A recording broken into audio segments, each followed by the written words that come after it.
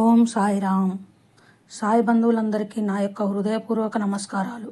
సాయిని గురించి మీకు మరికొన్ని విషయాలు తెలియజేయాలని షిరిడి సాయి అనుగ్రహ రహస్యం అనే ఈ నిత్యపారాయణ గ్రంథాన్ని ఆ బాబా కృపతో పఠిస్తున్నాను. బాబా గ్రంథాలు చదవలేని వారు, చదవడానికి వీలు లేని వారి కోసం ఈ చిన్ని ప్రయత్నం. ఆ సద్గురువు గొప్పతనాన్ని, కలియుగ దైవమైన సాయిని గురించి అందరూ తెలుసుకోవాలని ఈ ప్రయత్నాన్ని ప్రారంభిస్తున్నాను. ఇది విన్న వారందరికీ ఆ బాబా మీలోనే, మీ తోడుగా, మీ నీడగా ఉండాలని మనస్ఫూర్తిగా కోరుకుంటున్నాను. ఈ ప్రయత్నాన్ని ఆదరిస్తారని భావిస్తున్నాను. ఓం షిరిడి సాయి పరమ గురుభ్యోం నమః. అధ్యాయం 1. అనుగ్రహం అంటే ఏమిటి? భగవంతుడి అపార కరుణా కటాక్షములను శాస్త్రీయ పరిభాషలో అనుగ్రహం అని అంటారు. ఈ అనుగ్రహాన్నే వాడుక భాషలో దయ అని అంటారు. ఈ విషయాన్నే సర్వభూతముల యందు అంతటా అనుగ్రహమును కలిగి ఉండుటయే దయ అని శాండిల్యోపనిషత్తు నిర్వచించింది. ఆకలిని సృష్టించిన దేవుడు దానిని నివారించే ఆహారాన్ని కూడా సృష్టించాడు. రోగమును సృష్టించిన దేవుడు దానిని నివారించే ఔషధాన్ని కూడా సృష్టించాడు. ద్వేషమును సృష్టించిన దేవుడు దానిని నివారించే ప్రేమను కూడా సృష్టించాడు. అదేవిధంగా కర్మఫలాన్ని సృష్టించిన దేవుడు దానిని నివారించే ఒక అద్భుత శక్తిని సృష్టించాడు. ఆ శక్తే అనుగ్రహం. ఎవరు చేసిన కర్మ వారు అనుభవించక తప్పదు అన్నారు మహాత్ములు. చేసుకున్న వారికి చేసుకున్నంత మహదేవ అన్నది శాస్త్రం. కాబట్టి కర్మ మహా కఠినమైనది, దృఢమైనది. దీనినే తలవ్రాత అని కూడా అంటారు. ఈ కర్మఫలాన్ని మానవులే కాదు, పశుపక్షాదులు, రాక్షసులు, దేవతలు కూడా అనుభవించవలసిందే. ఇది సృష్టి అనివార్య సిద్ధాంతం. అందుకే సాయి ఎవరు ఎలాంటి కర్మలు చేస్తారో వారు అలాంటి ఫలాలను అనుభవిస్తారు. నాటిన విత్తనాల పంటే లభిస్తుంది. దీనిని నిరంతరం స్మరించేవారు అనంత సుఖాన్ని పొందుతారని తెలిపారు. ఈ నియమాన్ని బ్రహ్మ, విష్ణు, మహేశ్వరులు కూడా అతిక్రమించరు. తప్పనిసరిగా వారు కూడా అనుభవించవలసిందే. బ్రహ్మ, విష్ణు, మహేశ్వరులలో ముఖ్యుడు ఎవరంటూ జనులు వారించుకుంటున్నారు. అన్నింటికీ కర్మయే మూలమని, ముగ్గురు దేవులు సైతం దాన్ని లొంగిపోయారని మూర్ఖులు గ్రహించలేరని అంటారు వేమన. ఈ కర్మఫలం వలననే లాభ నష్టాలు, సుఖ దుఃఖాలు, జయాపజయాలు, మానవమానాలు కలుగుతాయి. ఈ రహస్యం తెలియక లాభం, సుఖం, జయం కలిగినప్పుడు కారణం తన గొప్పతనమని, నష్టం, దుఃఖం, అపజయం కలిగినప్పుడు కారణం ఇతరులని మనిషి భావిస్తుంటాడు. అహంకారంనకు, ద్వేషంనకు లోనవుతుంటాడు. అందుకే మన మహర్షులు శివాజ్ఞ లేనిదే చీమైనా పుట్టదన్నారు. ఈ జన్మలో ఒక వ్యక్తి ధనవంతుడైనా, దరిద్రుడైనా, యోగి అయినా, భోగి అయినా, అందగాడైనా, కురూపి అయినా, పామరుడైనా, విద్యావంతుడైనా, సేవకుడైనా, అధికారి అయినా, అజ్ఞాని అయినా, జ్ఞాని అయినా, దానికి మూలహేతువు, ప్రధాన కారణం అతడి కర్మయే. ఒక వ్యక్తి చిన్న వయసులోనే మరణించాలని విధి నిర్ణయిస్తే అతడిని ఎవరూ రక్షించలేరు. అదేవిధంగా ఒక వ్యక్తి 100 సంవత్సరాలు జీవించాలని విధి నిర్ణయిస్తే అతడిని ఎవరూ చంపలేరు. ఒక వ్యక్తి జీవితాంతం దరిద్రుడిగా బతకాలని విధి నిర్ణయిస్తే అతడిని ఎవరూ ధనవంతుడిగా చేయలేరు. అదేవిధంగా ఒక వ్యక్తి జీవితాంతం ధనవంతుడిగా బ్రతకాలని విధి నిర్ణయిస్తే అతడిని ఎవరూ దరిద్రుడిగా చేయలేరు. అందుకే సాయి పూర్వ జన్మలో ఎటువంటి కర్మలను ఆచరిస్తామో దాని ఫలితం ఈ జన్మలో అనుభవించవలసిందే. అందుకే అందరూ వారి వారి కర్మఫలాలను అనుభవించడానికి సిద్ధపడి ఉండాలి. ఇప్పుడు ఏడవడం దేనికి అని ప్రశ్నించారు. మనిషి ఎంత సమర్థుడైనా కావచ్చు. అయినప్పటికీ తన భాగ్యంలో లేని ధనాన్ని అతడు ఎంత శ్రద్ధతో, మెలకువతో ప్రయత్నించినా పొందడం వాని వల్ల కాదు. సాధకుడికి ఇక్కడ ఒక సంశయం కలుగుతుంది. అంత కర్మ ప్రకారమే నా జీవితం జరిగినప్పుడు ఇక దైవ ఆరాధనతో పని ఏముంది? నేను ప్రయత్నించవలసిన అవసరం ఏముందని. దాహం వేసినప్పుడు అశాంతితో బాధపడుతున్నామా? నీరు త్రాగి దాహం తీర్చుకుంటున్నాం. రోగం వచ్చినప్పుడు దుఃఖంతో బాధపడుతున్నామా? డాక్టర్ను ఆశ్రయించి రోగం తొలగించుకుంటున్నాం. అదే విధంగా జీవితంలో కష్టాలు వచ్చినప్పుడు, నష్టాలు జరిగినప్పుడు, దుఃఖం కలిగినప్పుడు, ఆశయాలు సిద్ధించినప్పుడు భయపడరాదు, అశాంతి పొందరాదు, చిన్నపిల్లవాడిలా దుఃఖించరాదు. ఇది నా ప్రారబ్ధ కర్మయని, ఇది నా పాపకర్మ ఫలమని గ్రహించి తక్షణమే సర్వసమర్థుడైన గురువును ఆశ్రయించాలి. నీ బాధను ఆ మహాత్ముడితో చెప్పుకుని రక్షించమని హృదయపూర్వకంగా ప్రార్థన చేయాలి. అనన్య భక్తితో అతన్ని ఆరాధిస్తూ సహనంతో ఉండాలి. అందుకే సాయి కష్టం వచ్చినప్పుడు ఊరికే కూర్చోవద్దు, భగవంతుని ప్రార్థించు, సద్గ్రంథ పారాయణం చేయి అని పలికారు. కారణము కర్మఫలాన్ని ఎదిరించే శక్తి, నిరోధించే శక్తి ఈ సృష్టిలో ఒక్కరికే ఉంది. ఆ మహాత్ముడే. సర్వసమర్థుడైన గురువు మాత్రమే ఒక వ్యక్తి యొక్క పాపకర్మను తొలగించి దరిద్రుని ధనవంతుడిగా, పామరుడిని పండితుడిగా, అజ్ఞానిని జ్ఞానిగా, దుఃఖవంతుడిని సుఖవంతుడిగా, శక్తిహీనుడిని శక్తివంతుడిగా మార్చగలడు. జీవితాన్ని క్షణాలలో తారుమారు చేయగలడు. గురు మహిమ శక్తి అంతా అమోఘమైనది. కొంతమంది మహాత్ములు భక్తుల జీవితం పరిశీలిస్తే ఈ విషయం మీకు చక్కగా అవగతమవుతుంది. మార్కండేయుడు 16 సంవత్సరాల వయసులో మరణించాలి. ఇది విధి నిర్ణయం. కానీ శివానుగ్రహం వలన మార్కండేయుడు మరణించకపోగా చిరంజీవత్వంనే పొందాడు. పరీక్షిత్ మహారాజు తల్లి గర్భంలోనే మరణించాలి. ఇది విధి నిర్ణయం. కానీ శ్రీకృష్ణుడి అనుగ్రహం వలన అప్రమాదం తప్పింది. అదేవిధంగా సర్వసమర్థుడైన షిరిడీ సాయిని ఆశ్రయించి అనుగ్రహంతో ఎందరో భయంకరమైన రోగాల నుండి బయటపడ్డారు. అశాంత చిత్తులు శాంతిని పొందారు. నష్టపోయిన వారు లాభాలను పొందారు. అజ్ఞానులు జ్ఞానులయ్యారు. దుఃఖంతో వచ్చిన వాడు సుఖాలను పొందారు. దరిద్రులు ధనవంతులయ్యారు. చనిపోవలసిన వారు జీవించారు. కాబట్టి సాయి బంధువులారా, సమస్యలు ఎన్నైనా, కష్టాలు ఎంతటివైనా, అలజడులు ఎన్నైనా, ఆవేదనలు ఎంతటివైనా, ప్రాపంచిక ఆశయ సిద్ధికై, ఆధ్యాత్మిక జ్ఞాన సిద్ధికైనా పరిష్కారం ఒక్కటే. అది నీవు సాయి అనుగ్రహానికి పాత్రుడు కావడమే. నాకు సాయి హృదయాన్ని స్పందించ చేయడమే. సాయి మనసును ప్రేమతో కరిగించడమే. ఇక సాయి అనుగ్రహంతో ఏ భక్తులు ఏ విధంగా అనుగ్రహించబడ్డారో శ్రవణం చేస్తే సాయి అనుగ్రహ మహిమ శక్తి ఏమిటో చక్కగా మీకు అవగతం అవుతుంది. శ్రద్ధగా ఈ భక్తుల కథలు వినండి. సాయి అనుగ్రహం ఉంటే ఎంతటి రోగాలైనా నయం కావలసింది. పూణే జిల్లాలో నారాయణ గ్రామం అనే ఊరిలో భీమాజీ పాటిల్ అనే భక్తుడు భయంకరమైన క్షయరోగంతో బాధపడేవాడు. ప్రతి 5 నిమిషాలకు ఒకసారి రక్తవాంతి జరిగేది. మందులు పనిచేయక, దుఃఖంను భరించలేక చావునైనా ప్రసాదించమని భగవంతుణ్ణి నిరంతరం ప్రార్థించేవాడు. 1909లో నానా చాందోర్కర్ వల్ల బాబా గురించి విని ఎంతో విశ్వాసంతో షిరిడీకి వచ్చాడు. శ్యామతో కలిసి సాయి దర్శనానికి మసీదుకు వచ్చాడు. భీమాజీ పాటిల్ను సాయి నిశితంగా చూసి, శ్యామ, ఇలాంటి దొంగలను నీవు ఎక్కడి నుండి పట్టుకుని వస్తావు? వీరిని నాకు ఎందుకు అంటగడతావు? ఇదేమైనా నీకు బాగుందా చెప్పు అని అంటాడు. అప్పుడు పాటిల్ తన తలను బాబా పాదాలపై పెట్టి, సాయి, అనాథుడనైన నేను ఈ దీనుడిపై నీ కృపను చూపించు. నీకు నిస్సహాయుడని నేను, నన్ను రక్షించు అని ఏడుస్తూ ప్రార్థించాడు. ఆ ప్రార్థనకు సాయి కరిగి ఏమన్నారో అమృత పలుకులు వినండి. బిడ్డ, ఇక వ్యధచందకు, నిశ్చితంగా కూర్చో. జ్ఞానులు చింతించరు. నీవు షిరిడీలోకి ప్రవేశించిన తక్షణమే నీ సమస్త దుఃఖాలు నశించాయి. మనుషులు ఎంతటి సంకట సముద్రంలో మునిగి ఉన్నా, లేదా వారు మహా దుఃఖాల గోతిలో పూడుకుపోయినా సరే, వారు మసీదుమాయి మెట్లు ఎక్కిన వెంటనే సుఖతంగరంగాలపై తేలియాడతారు. ఈ నిజం తెలుసుకో. ఇక్కడున్న ఈ ఫకీరు అత్యంత కరుణాపూర్ణుడు. నీ కష్టాలన్నింటినీ వేలతో సహా పెకిలించి వేస్తాడు. నిన్ను ప్రేమతో సంరక్షిస్తాడు. ఇతనికి అందరి యందు ప్రేమ కరుణలున్నాయి. కాబట్టి ఇక నీకు ఏ చింత పెట్టుకోకు. స్వస్థ చిత్తుడవు కమ్ము. నీవు ఇక్కడ భీమాబాయి ఇంట్లో ఉండు. 1-2 రోజుల్లో నీ ఆరోగ్యం బాగుపడుతుంది. బెంగ పెట్టుకోకు అని చెప్పి కొంత ఊదిని అతనికిచ్చి, నుదిటిపై కొంత రాసి అతడి తలపై సాయి తన వరద హస్తాన్ని నుంచి వెళ్ళి విశ్రాంతి తీసుకోమన్నారు. భీమాజీ ఎంతో ప్రశాంతతను పొంది వెళ్ళి నిద్రించాడు. ఆ రోజు రాత్రి అతడికి ఒక కల రావడం, ఆ కలలో ఒక అపరిచిత వ్యక్తి వచ్చి బలంగా అతని ఎదపై కూర్చొని ఒక రుబ్బురాయితో రుబ్బడం అతనికి చాలా బాధ కలిగి మేలుకోవడం జరిగింది. ఆశ్చర్యం, అతని క్షయవ్యాధి పూర్తిగా నయమైంది. అతడిలో కొత్త ఉత్సాహం కలిగింది. 1 రోజులు షిరిడిలో ఉండి సాయి చేసిన ఉపకారానికి ధన్యవాదాలు తెలిపి ఆనందంతో, ఆరోగ్యంతో తన ఊరికి వెళ్ళిపోయాడు. సాధక, సాయి భీమాజీ రోగాన్ని పరీక్షించలేదు, మందు ఇవ్వలేదు. కేవలం వారి అపార అనుగ్రహాన్ని భీమాజీపై ప్రసరించారు. కేవలం 24 గంటలు అతను రోగం నుండి పూర్ణంగా బయటపడ్డాడు. కొత్త జీవితాన్ని పొందాడు. రోగం వచ్చినప్పుడు డాక్టర్ దగ్గరకు అలా అందరూ పరిగెత్తుతారు. కానీ అనుగ్రహాన్ని ప్రసాదించి రోగం నయం చేయమని పూర్ణ విశ్వాసంతో సాయిని ప్రార్థించేవారు కొందరే ఉంటారు. వారికి మాత్రమే సాయి అనుగ్రహం వలన రోగనాశనం కలుగుతుంది. గత జన్మలో చేసిన పాపకర్మల ఫలితాలు వ్యాధి రూపంలో వచ్చి వ్యక్తిని బాధిస్తాయని శాస్త్రం తెలిపింది. రోగాలు ఊరికనే రమ్మంటే రావు, ఊరికే పొమ్మంటే పోవు. పాపం వలన వస్తాయి, అనుగ్రహం వలన పోతాయి. కాబట్టి నీకు ఏ దోషం వచ్చినా చిన్న డాక్టర్ను ఆశ్రయించక నిండు మనసుతో, పూర్ణ విశ్వాసంతో పెద్ద డాక్టర్ అయిన సాయిని ఆశ్రయిస్తే నీకు తప్పక క్షణాల్లో నయమవుతుంది. ఇది సత్యం. సాయి అనుగ్రహం ఉంటే ఎంతటి కష్టమైన ఆపద అయినా తొలగవలసింది.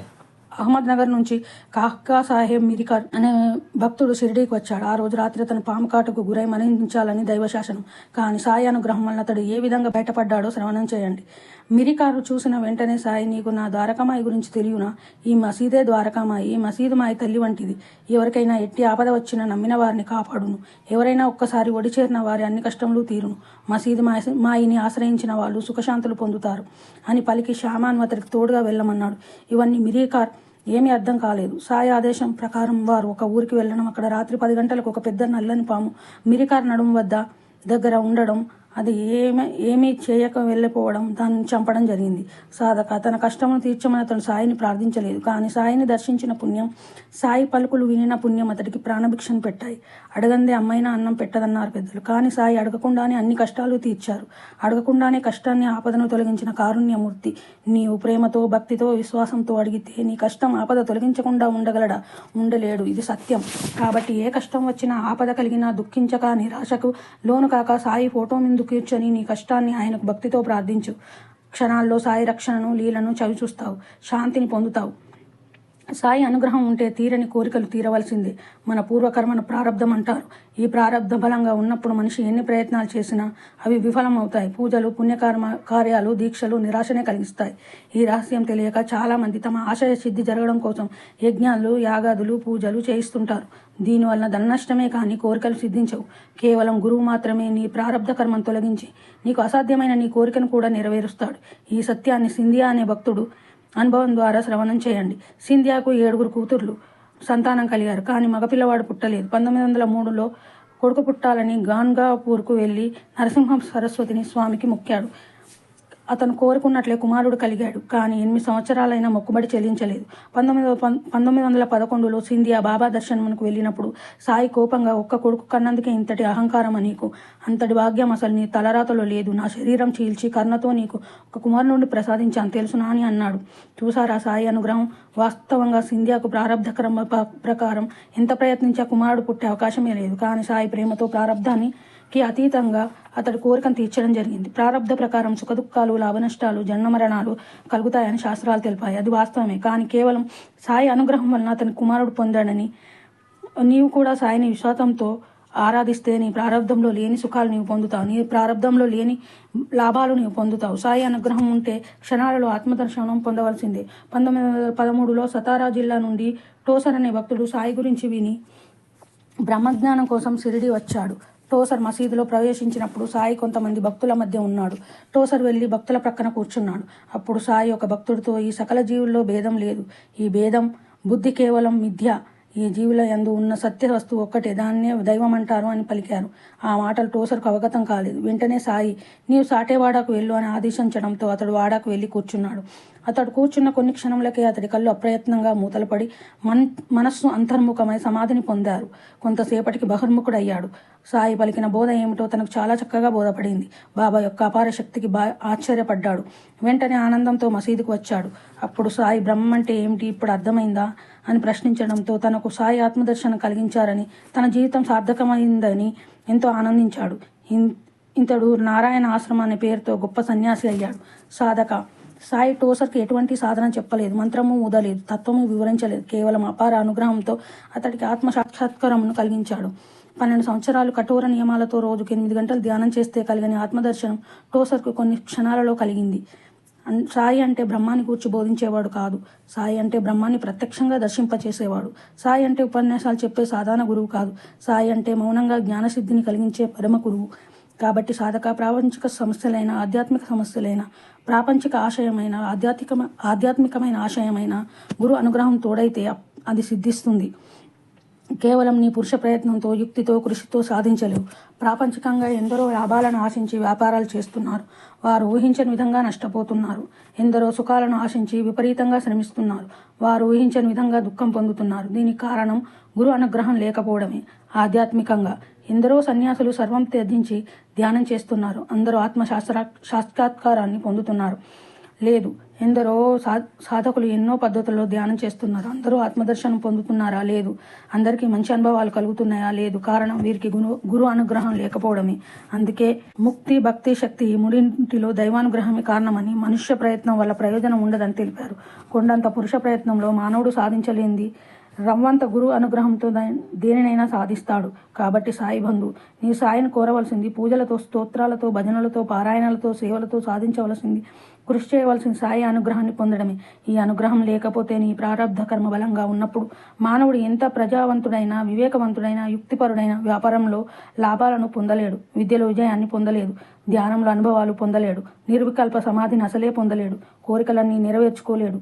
ఈ పరమ రహస్యం తెలియక చాలామంది భక్తులు ప్రాపంచికంగా కష్టం కలిగినప్పుడు, నష్టం జరిగినప్పుడు, ఆపదలు చుట్టుముట్టినప్పుడు, కోరికలు తీరనప్పుడు యజ్ఞాలు చేస్తున్నారు, దానాలు చేస్తున్నారు, విభిన్న పూజలు చేస్తున్నారు, గ్రహశాంతిని కలిగించే పూజలు చేస్తున్నారు, నవరత్నాల ఉంగరాలు ధరిస్తున్నారు, దేవతా పూజలు, యంత్ర పూజలు చేస్తున్నారు, వాస్తులోపు మళ్ళీ ఇల్లు మారుస్తున్నారు, జ్యోతిష్యమని జ్యోతిష్యుల వెంట తిరుగుతున్నారు. ఎండమావి ద్వారా దాహం తీరదనే సత్యం తెలియక, ప్రారబ్ధ కర్మ ఎదిరించే శక్తి బలం వీటికి లేదని వివేకం లేక మానవులు పరరాని కష్టాలు పడి ధనాన్ని వ్యర్థం చేసుకుంటున్నారే గాని సాయి పాదాలు గట్టిగా పట్టుకుని సాయిని ప్రార్థనతో, ఆరాధనతో మెప్పించి సాయి అనుగ్రహం పొందలేకపోతున్నారు. ఇక ఆధ్యాత్మికంగా సమాధి సిద్ధించాలని, ధ్యానంలో నుంచి అనుభవాలు కలగాలని, బ్రహ్మజ్ఞానం కావాలని ఎందరో సాధకులను, స్వాములను, అవధూతలను, యోగులను ఆశ్రయాలు తిరుగుతున్నారు. తీర్థయాత్రలు చేస్తున్నారు, శాస్త్ర అధ్యయనంలో మునిగిపోతున్నారు, విభిన్న ఉపన్యాసాలను శ్రవణం చేస్తున్నారు. వీళ్ళంతా ఎలాంటి వారంటే వజ్రాన్ని విడిచి గాజు పెంకులను పట్టుకున్నట్టున్నారు. కాబట్టి సాధించవలసింది గురువు అనుగ్రహం మాత్రమే, కృషి చేయవలసింది గురు అనుగ్రహం కోసం మాత్రమే. అందుకే సాయి బ్రహ్మానుభూతిని పొందిన ప్రేమానువులు అయిన సద్గురువు దొరకడం దుర్లభం. బ్రహ్మం అంత సులువుగా ప్రాప్తిస్తుందా? పర్వత గుహల్లో, కొండల శిఖరాలపైన ఉండే కఠిన తపస్సులు చేస్తుంటారు, యమనియమాలతో కూడిన అష్టాంగ యోగ సాధనలు చేస్తుంటారు, ఏకాంతంలో కూర్చొని ధ్యానం చేస్తుంటారు. ఇలాంటి సాధకులు ఎంతటి కఠిన సాధనలు చేసినా, ఎన్నెన్నో క్లేశాలు అనుభవించినా, రకరకాలుగా ప్రయాసపడినా ఆ బ్రహ్మం తెలుసుకోలేకపోతున్నారు. సద్గురు అనుగ్రహం లేనిదే బ్రహ్మ సాక్షాత్కారం సాధ్యం కాదని పలికారు. ఈ విషయాన్ని నిష్కామంగా కర్మలు ఆచరించినంత మాత్రాన మోక్షం కలగదు. ఇది కేవలం ఈశ్వర లేదా గురు అనుగ్రహం వలన లభించునని తెలిపారు. అనుగ్రహమే ప్రధాన సాధన మార్గం అనే విషయంలో విభిన్న అవతార పురుషులైన మహాత్ముల, శాస్త్రాల, ఉపనిషత్తుల అభిప్రాయం ఏమిటో మనం శ్రవణం చేస్తే అనుగ్రహ వైభవం ఏమిటో మనకు చక్కగా అవగతం అవుతుంది. శ్రద్ధగా మహాత్ముల అమృత పలుకులను వినండి. ఈ పలుకులే మీ జీవితాలను సరైన సూటి అయిన మార్గంలో నడిపి సులభంగా గమ్యంను పొందుతారు. కలియుగ దైవం పరమ గురువులు అయినట్టు షిరిడి సాయినాథుల మంత్రమును ఉపదేశించమని అడిగిన రాధాబాయికి సాయి, అమ్మా, మంత్రం తంత్రం అంటూ ఎందుకు వ్యర్థంగా నా వెంట పడుతున్నావు? తల్లి చూపులోనే ప్రేమ ఒక్కటే చాలు. తల్లి పిల్ల తాబేళ్లు తృప్తి పడతాయి, ఆనందిస్తాయి. నాపై అచంచల భక్తి విశ్వాసాలు కలిగి ఉండు, అది చాలు. నీ ఆధ్యాత్మిక వికాసం చేతికంది వస్తుంది. అనన్య చిత్తంతో నీకు భక్తిపూర్వకంగా నా యందు నీ దృష్టి నుంచు, అప్పుడు నేను నీ యందు నా దృష్టి ఉంచుతాను. మా గురువు నాకు మరేమీ నేర్పించలేదు అని బోధించి నిరంతర గురుచింతనంతో గురు అనుగ్రహాన్ని సాధించడమే ప్రధాన సాధనమని వ్యక్తపరిచారు. బ్రహ్మజ్ఞాన నిష్ఠులు రామకృష్ణ పరమహంస వారు కూడా ఇలా తెలియజేశారు. నీవు ఎంత ప్రయత్నించినా భగవత్ అనుగ్రహం లేనిదే ఏమీ లభించదు. ఆయన కృప లేకుండా నీకు ఆయన సాక్షాత్కారాన్ని పొందలేవు. కానీ భగవత్ కృప సులభంగా లభించేది కాదు. హృదయం నుంచి అహంకారాన్ని తొలగించాలి. నేను కర్తను అనే అహంకారం ఏమాత్రమున్నా నీవు భగవంతుడిని చూడలేవు. భగవంతుడిని ఎప్పుడు కృప కలుగుతుందో అప్పుడే భగవంతుడు సాక్షాత్కరిస్తాడు. అందుకు పరంజ్యోతి జ్ఞానభాస్కరుడు తన దివ్య తేజాన్ని మన మీద ప్రసరింప చేసినప్పుడే మనం అతన్ని చూడగలం. సర్వం భగవత్తు అనుగ్రహం మీద ఆధారపడి ఉంది. ఆయన అనుగ్రహం పొందదలచావా? నీవు ఏ కర్మనైనా మనస్ఫూర్తిగా నిర్వర్తించు. భగవంతుని పొందాలని పరితాపంతో నిర్వర్తించు. ఆయన కృపతో నీ పరిస్థితులు అనుకూలపడతాయి. సాక్షాత్కారానికి బలసిన స్థితిగతులు ఏర్పడతాయి. శతాబ్దాల పర్యంతం గదిని ఆవహించిన చీకటి దీపం వెలిగించగానే మటమాయం అవుతుంది.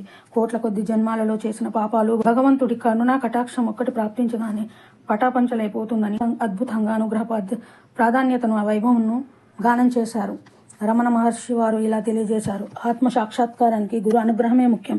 ఆత్మోపలబ్ధికి గురు అనుగ్రహం అత్యవసరం. అసలు ఈ ప్రసాదం లభించిన వానికే ముక్తి, మోక్షము. అనుగ్రహం లేనిదే విచారణ ప్రారంభం కాదు. అనుగ్రహం ఆధ్యాత్మిక సాధనలో ఆదిలోను, మధ్యలోను, అంతంలోనూ సదా ఉంటుంది. అనుగ్రహమే ఆత్మ అనుగ్రహంలో నీలోనే ఉన్నది. అది బాహ్యమైనది కాదు. అట్టిదే అయితే నిరుపయోగమే. అనుగ్రహ శక్తి విలాస కలాపం నుండి నీవు తప్పుకోలేవు. ఈ అనుగ్రహ ప్రభావం వల్లనే నీవు భగవంతుడిని స్మరించగలుగుతున్నావు. అనుగ్రహమే శక్తి ప్రేరకం. అనుగ్రహం నిజంగా నీ హృదయంలోనే ఉంది. నీవు మనసును అంతర్ముఖపరచగానే అనుగ్రహం మన మహావేగంతో నిన్ను ముంచివేస్తుంది. గురు అనుగ్రహం లేకుండా ఆధ్యాత్మిక విజయం సాధ్యం కాదు.